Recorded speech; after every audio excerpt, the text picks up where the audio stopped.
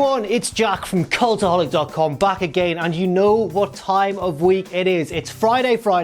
Gotta get down on Friday. It's my favourite time of the week, and the reason for that is, of course, because it's time to talk about my wrestlers of the week. Packed show as always this week. Of course, we had Payback, we had a big show in New Japan last weekend as well, Summer Struggle in Jingu, and lots of other action to talk about as well. So without any further ado, let's take a look at the honourable mention. In fact, you know what? I can only think of one real honourable mention this week, and he would have been on this list had he wrestled a little bit more, but unfortunately, and by design, he didn't wrestle all that much. I'm talking about the big dog, Roman Reigns. Yeah, Reigns gets a worthy honourable mention. Not only did I really enjoy his little backstage promo segments on SmackDown last Friday, I also really enjoyed his role, and it's split opinion, but I'm firmly on the side of it being a good thing. I enjoyed his role in that match at Payback as well. The main event, coming in halfway through the match, signing the contract, taking out his opponents with relative ease, and becoming the new Universal Champion as probably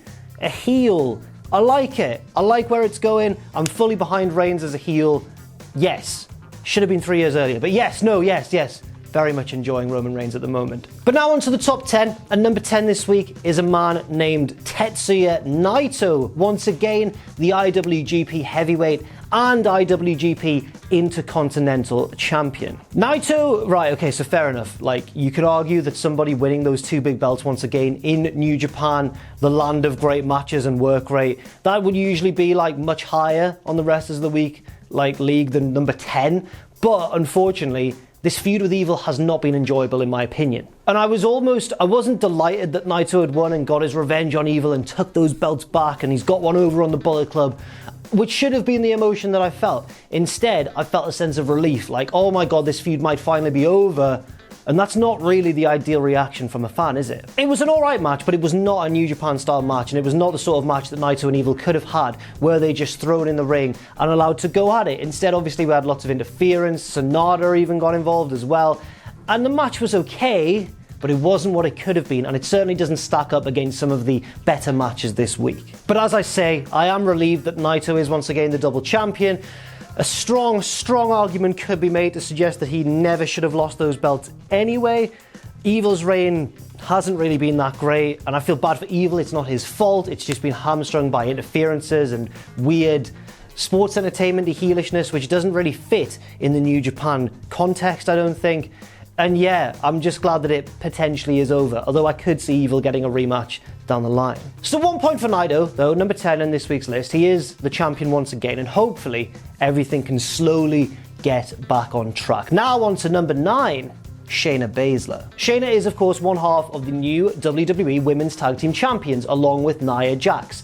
Probably should have given Nia an honorable mention as well. I enjoyed the match. Sasha and Bayley versus Nia and Shayna was a very enjoyable match. It was the turning point of the Payback card for me. I found the first hour of the show a bit of a slog, lots of singles matches following the same formula, but this was the turning point, and from then on I think everything else on the show was really enjoyable, and Shayna looked like a boss. I thought the finish of the match was really genius. Shayna using Sasha Banks' own arm to choke out Bayley in like simultaneous submissions, and really driving a further wedge between Sasha and Bayley, which we are all waiting to explode, of course, their friendship. Hopefully it will at some point, and we can get a huge match between the pair. Maybe even at next year's WrestleMania, depending on how long the feud goes. Who knows yet? But that's all in the aftermath, isn't it? We'll find out more about that later on. For now, it's Shayna who comes out of that looking like an absolute machine. Nia also was good in the match, but the focal point really was Shayna Baszler, wasn't it? It'll be interesting to see, it's that age-old question, will the tag champs be able to get along? They are a thrown-together team. They've not been together 2 weeks even at this point, and we'll see where it goes. But yes, Shayna Baszler gets 2 points. Loved the finish of the match. Loved her general performance throughout the match as well. I'm even loving her little antics with R-Truth on the post-show of Raw as well. That's always really funny. She's showing a bit of personality, which she doesn't usually get to show on the main product because she's meant to be the serious killer. But I like it. I think it makes her quite endearing, and now that she's sort of a babyface, I don't mind it at all. But yeah, that finish was great. And I think she's fully deserving of her spot on this list. Number 8, who's that jumping out the sky? R-E-Y, Mysterio, here we go. 3 points this week. He's number 8. That's how the lyrics go. Don't Google it. Ray was great on Sunday at Payback, taking on Seth Rollins and Murphy, alongside, of course, his son Dominic. And Rey was awesome in this match. It's unnatural how quickly he moves, how well he still moves, given the fact that he has been doing this for decades and decades. I honestly can't believe it. He's a bit of a modern miracle. Obviously, with Dominic being, the far less experienced member of the team, Rey did carry the load for a bit of the match. Maybe not as much as we thought, though.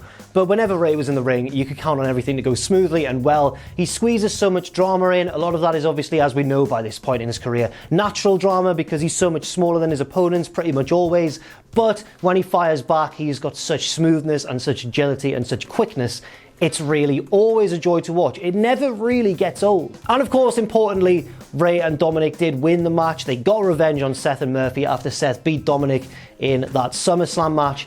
And I'm looking forward to seeing what happens next. Unfortunately, we may need to wait a while to see what happens next with Rey, because he did apparently tear a tricep in the match and could be on the shelf for quite some time. That's a shame. I'm sure that Dominic could have used his guidance going forwards, and we might have to take a bit of a break from Rey, and Dominic might have to go on his own. However, Dominic looks awesome, so it might not be too much of an issue. With that in mind, let's go to number 7 this week. Who is Dominic Mysterio? Who is Dominic Mysterio? I've sounded like some kind of which is Dominic Mysterio, I should have said. Here he is, number 7. Will the real Dominic Mysterio please do a 619? Oh, that's not a good joke. Keep it in, though. Dominic has come on leaps and bounds, or has he? I was about to say he's come on leaps and bounds, he's improved so quickly. We don't know what work Dominic was doing behind the scenes, or how hard he'd been training, or for how long he's been training, so maybe it shouldn't be too much of a surprise. Maybe we're patronising him slightly by saying, wow, isn't he great in the ring? Well, yes, he is great in the ring, but maybe that's just par for the course. I don't know. He certainly continued to impress in that tag match alongside Rey. I really enjoyed the start where it looked like Dominic was going to be the man on the apron to start the match, and then just shot into the ring, tackled Rollins, and started beating him up on the outside. Everything Dominic did in the match, he's definitely got his father's knack for carrying a lot of drama into the match and making every moment of the match feel important, and that is an invaluable skill to have. And of course, they did win the match, and then, because Rey got unfortunately injured, Dominic had to fill in for him the next night on Raw. It was supposed to be Mysterio versus Rollins, but we got another match between Rollins and Dominic, and again, it was a very good one. Part of me really wanted to see Dominic win that match because, of course, the winner went into the triple threat main event to decide the new number 1 contender. Ultimately, Rollins won, he progressed to the main event, and Randy Orton won that match. Keith Lee was also involved. However, I don't think it was too bad not to see Dominic there. Maybe it's better to protect him a little bit for now, keep him a little bit less used than somebody like Rollins, of course, a seasoned veteran by this point. But Dominic definitely played his part and played it very well. He continues to impress. He doesn't seem to have bad matches either, which is great. And I think it's been another very successful week for the Prince Mysterio, as we've been calling him. We need to think of a better nickname for Bloody Dom. Number 6, I just mentioned him. Let's all collectively take a moment and just bask in his glory, because it's obviously Ross and Tom's favourite. Don't you dare forget about him. It's Keith Lee. First, we should talk about Payback, but instead I'm going to mention it second, because on Raw, Keith Lee beat Ziggler. It was a pretty straightforward win, and then in the main event, he looked like he was going to win. He was dominant, he was throwing Orton and Rollins around, and then eventually did fall victim to the RKO, but crucially Orton then pinned Rollins, not Keith, because Keith is really strong and scary. Now we need to talk about the crucial part of this past 7 days for Keith Lee, which was Payback on Sunday night, where he faced Randy Orton in that singles match and destroyed Randy Orton. This was really bold, but really good booking from WWE. Randy Orton doesn't really get affected by a loss like this, to the extent that the very next night he can become number 1 contender again and nobody bats an eyelid. It's just Randy Orton, he's just great at that. We know his legacy, no pun intended, and we know how good he is. Keith Lee destroyed Randy Orton at Payback, and it only helped make Keith look awesome. It wasn't just the fact that he won either, it was the manner in which he won. He dominated large portions of the match. The pounce out of the ring where Randy just fell through the ropes and was like, what is going on here? This guy is much more than I thought I could handle. Keith Lee wins in about, 4 or 5 minutes. It was great. It was a great decision, a shocking result. Everybody sold it perfectly. Randy looked bewildered and angry on the outside. Keith Lee was the only person really who wasn't shocked by it, and that's brilliant. He knows how good he is, and I can't wait to see more of it. I say that, of course, like Keith Lee is some sort of new concept to me.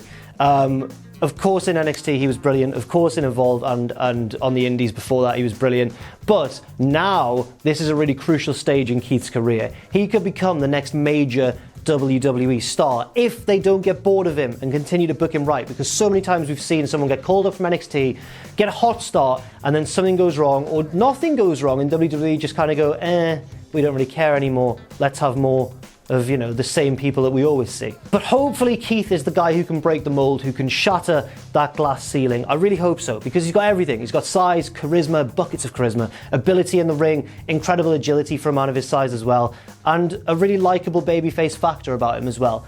I think that he could be WWE's next big star. I also think that to achieve that, they need to ditch the vest. Let's get rid of the vest. He looks awesome without a shirt on. He's a huge guy. He looks imposing. Please, please get rid of the vest. But a great week for Keith Lee, a great win over Randy Orton at Payback, and long may it continue. Now on to this week's number 5, the leader of the Undisputed Era, but for how long? How long are the Undisputed Era even going to be a thing anymore? The Slayer of Pat McAfee. I don't know, I haven't got any more accolades. Former NXT champion and possible future NXT champion, there we go, Adam Cole, baby. Now, one of the biggest surprises for me this week was that the 4-way, hour-long Iron Man match on NXT was alright. And Matthew from Botchamania didn't hate it. I thought this was going to be like his nightmare match, but he actually quite liked it, as you'll see on the podcast later today. Yeah, I found it fine. It didn't feel like an hour long. In a way, the multi-man formula really helped the match because it wasn't just two guys kicking out of everything for an hour, and it made everything a little bit more intriguing.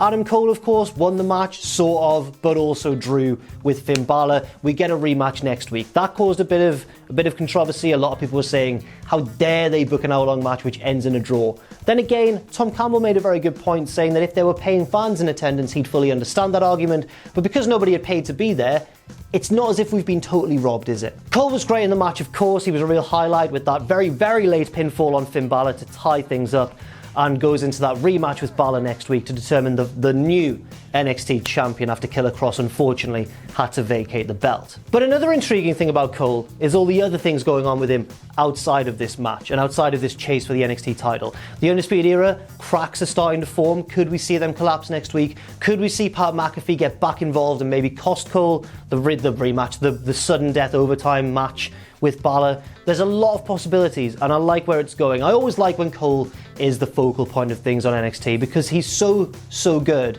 You just love to see it. Hope he doesn't get called up. I'm scared what they're going to do to him if he does. Number 4 is Finn Balor, of course. He also drew the match with Adam Cole. He moves on to that rematch next week for the NXT title, and I want him to win. I want Balor to win that match. I feel as though that's the way they're going to go as well. I don't think they'd hit the reset button and go back to Cole's reign as if Keith Lee and Karrion Kross never happened. However, it is kind of a bigger reset button, isn't it? It's saying, right, Balor's the champ again. We're going way back, about 4 years ago, and we'll see where it goes from there.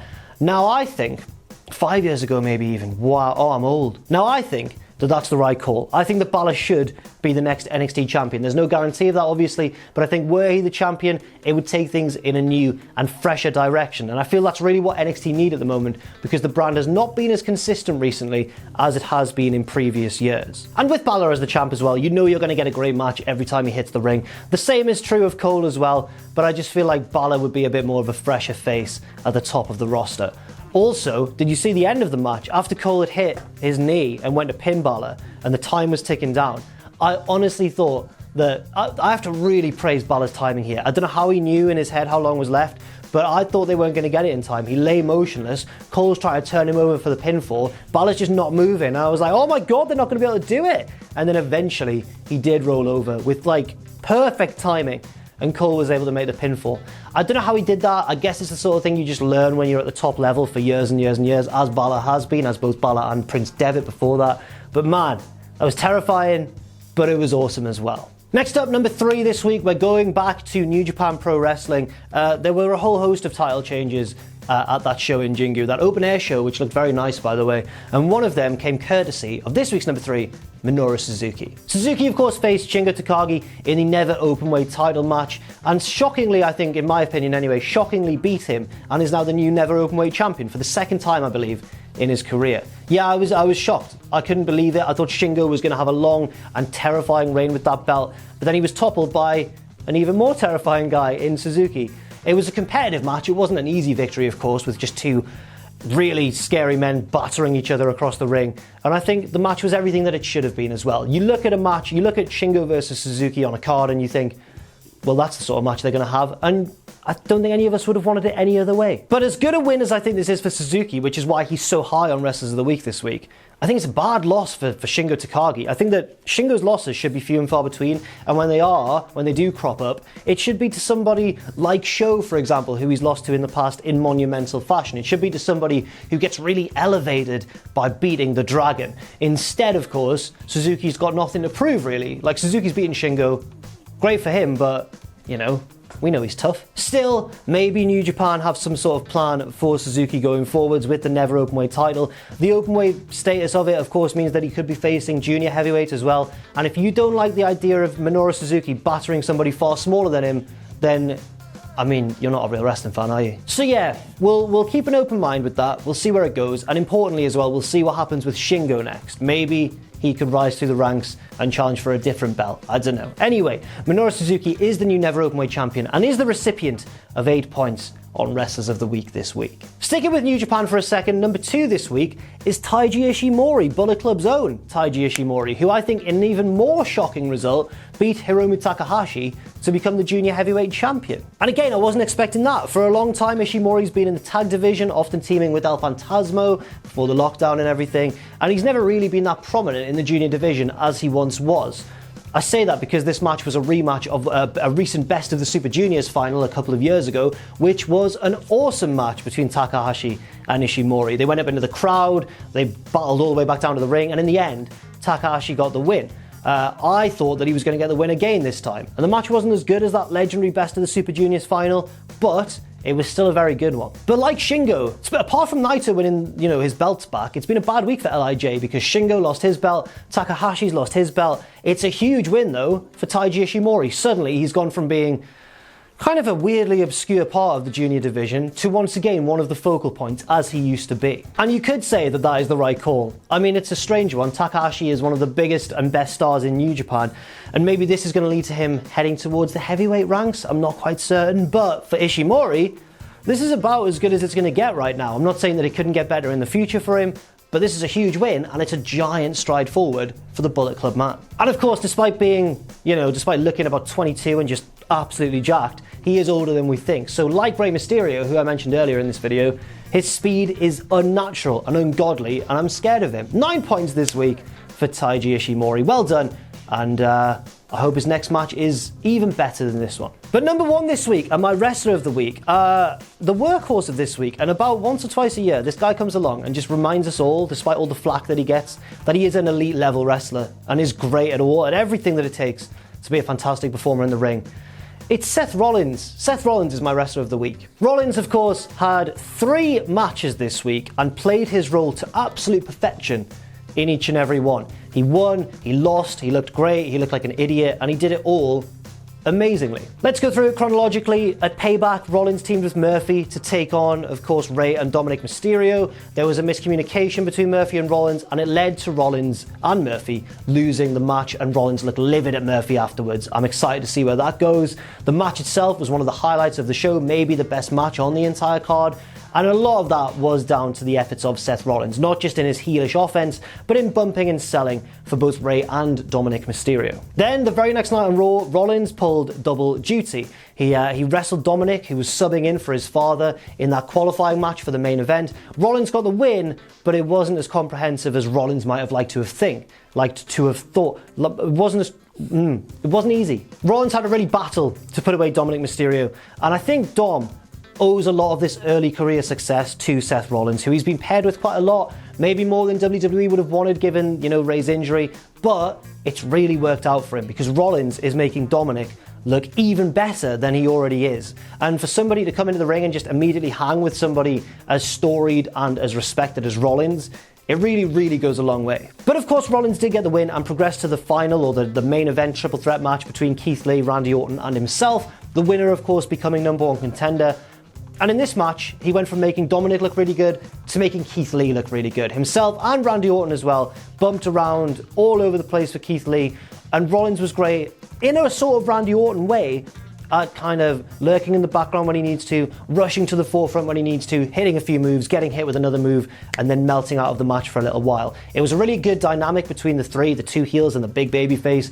Rollins trying to, get Orton on his side, trying to team up on Keith Lee. The little interactions between Rollins and Orton were great as well. Rollins is really funny when he's given a chance to be. And generally, even though he got pinned, I've come out of this week once again just thinking Seth Rollins is awesome. So, congratulations Seth Rollins for your efforts this week in a variety of situations against a variety of opponents. You are my wrestler of the week for I think the third or fourth time ever. He's pretty good, we know that. Now, let's take a look at the league table. So as we can see, we've got Cody, Omega and Moxley in that order at the top, but Cody is not in action this weekend at All Out, so we could have a new leader by next week. Drew McIntyre's there as well in 4th place, and Keith Lee has jumped up to 5th ahead of Shingo Takagi, who of course lost his never openweight title this week. As we move a bit further down, we see the likes of Sammy Guevara, who's got a match against Matt Hardy at All Out. We've got Darby Allin, who's in the Casino Battle Royale. We've got Daniel Bryan, who's not around at the moment. We've got Finn Balor, who's got that match against Adam Cole next week, which I'm really looking forward to as well. And we've got Seth Rollins there, creeping into the top 20 as he well deserves. So that is it for my Wrestlers of the Week. Thank you very much for watching. I've been Jack from Cultaholic.com. Leave your thoughts and opinions in that comment section down below. And stay safe out there. Keep yourselves positive. And I'll see you very soon.